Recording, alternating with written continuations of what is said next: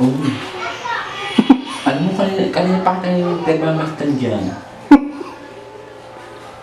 Ang tahimik-tahimik mo. Saka, anong level mo ngayon eh. Sino bang hindi mananabang sa pagmumukha mo? Bakit naman? Dati-dati, araw-araw, ang sweet mo sa akin. Ba't ngayon parang ninanawa ka na o nilalambot ka ba? Ano ba nakain mo? Ano dapat kong tanongin eh, anong pinakain mo at bakit minahal kita? Nagulat ako nung nawala ang sumpa na pinakain mo sa akin. Ano nga ba pinakain mo sa iyo?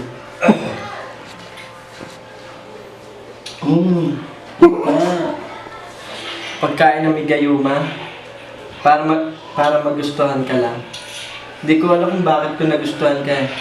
Nabulag ata ako sa katotohanan. Di kami katubihan naman, love is blind. Ang pag-ibig, parang bulag. Parang ikaw. Diba?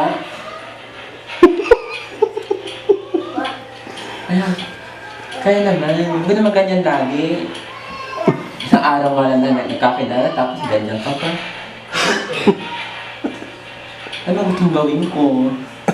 Ang gusto ko lang, iwan mo ako. Nananabang na kasi sa pagmumukha mo. Bakit? Maganda naman ako ah. Oo. Sa sarili mo maganda ka. Pero para sa akin, hindi ka maganda. Qualified ka kagad sa kasamaan. Oh, Diyos ko. Ano ba? Sabi ng friend ko, nanay ko, maganda daw ako. Tapos ikaw nagsasabi sa'yo na ganyan. Huwag naman ganyan. Kung hindi pa magpaganda, hindi mo magugustuhan. Pinakita ko kasi sa mga kaibigan ko na anong masasabi sa pagmumukha mo. Alam mo ba, sabi, mukha ka daw kabayo. Sinabi mo yun? Tunay nga ba?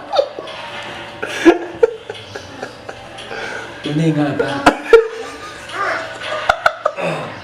Tapatin mo, harap pa sa akin. Yung tunay, kabayo ba ako? Hindi lang mukhang kabayo. Mukha ka pang aswang. Sana sinamihan mo na ng vampira. Vampira versus aswang. Yung title doon, tayong gagalaw.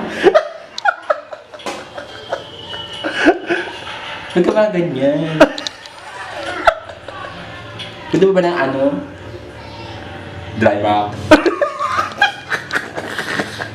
Everyday, energy.